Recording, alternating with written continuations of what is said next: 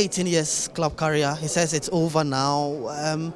Well, what do you rank him in terms of our footballing legends? Well, I think he will be among the greatest of the greats.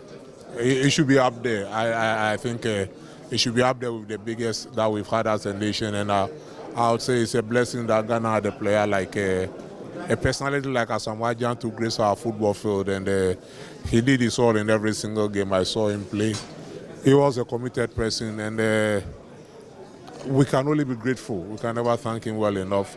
And genuinely, I wish him very well in this new endeavor.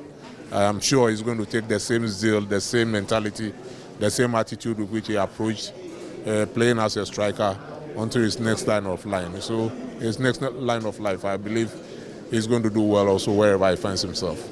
Gyan has spoken about being into coaching as well. How do you think we can get the best out of him from this life after football? Well, it's good if he says he wants to go into coaching because he's been exposed to a lot of coaches. He's played at the highest level, and I'm sure he started taking his coaching training programs very seriously. I believe he's getting almost close to the top level. I'm quite sure Asamoah will turn out to be a very good coach. He has the right mentality to succeed. Well, we've had a season where Media are champions, Dreams FC winning the FA Cup as well. These are our two reps for Africa. What are your thoughts on their chances of trying to make an impact? No, I think first and foremost, we must congratulate both teams, Media and then Dreams. I would say both teams showed a lot of resilience.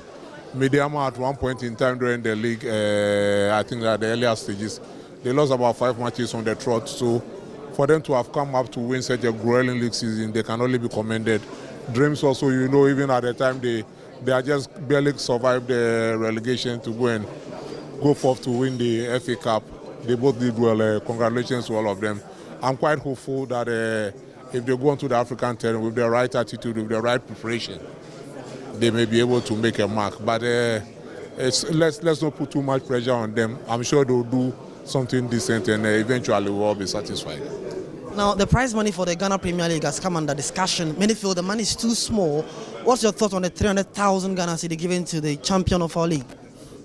Definitely, every amount of money given to everybody, ideally, will never be sufficient. It's definitely not.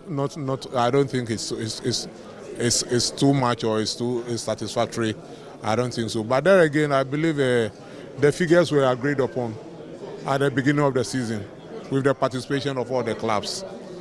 So we are always wiser after the event. I'm sure next time we go in for such negotiations or such distance, the clubs, when given the opportunity, will negotiate tougher and harder.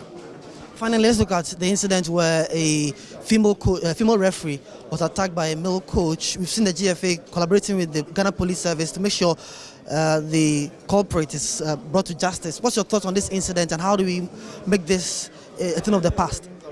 That is absolutely unacceptable. It's absolutely and totally unacceptable. You don't do that.